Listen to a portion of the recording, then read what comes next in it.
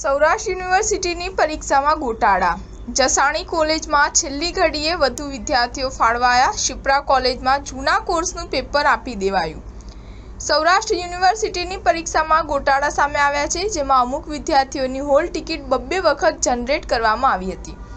જસાણી કોલેજમાં છેલ્લી ઘડીએ વધુ વિદ્યાર્થીઓને ફાળવવામાં આવ્યા હતા, તો શિપ્રા કોલેજમાં એક્સટર્નલના વિદ્યાર્થીઓને જૂના કોર્સનું પેપર આપી દેવાનું સામે આવ્યું છે. આ ઉપરાંત સુરેન્દ્રનગરના રતનપર કોલેજનું કેન્દ્ર છેલ્લી ઘડીએ બદલાઈ ગયાનું સામે આવ્યા બાદ બારકોડ વિના વિદ્યાર્થીઓની પરીક્ષા લેવી પડી હતી.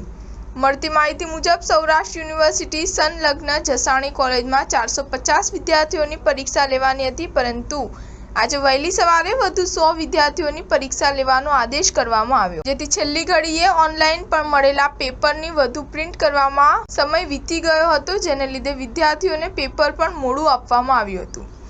આ ઉપરાંત અમુક વિદ્યાર્થીઓ હોલ ટિકિટ વિના પરીક્ષા આપવા બેઠા હતા, જેથી અમુક વિદ્યાર્થીઓએ લોબીમાં બેસી પરીક્ષા આપી હતી. જ્યારે MS સેમિસ્ટર 2 એક્સટર્નલમાં ઇન્ડિયન કલ્ચરનું પેપર ઓનલાઈન મોકલેલું હતું, તે ન ખુલતા હાથે લખેલું પેપર પરીક્ષાની 20 મિનિટ બાદ આપવું પડ્યું હતું.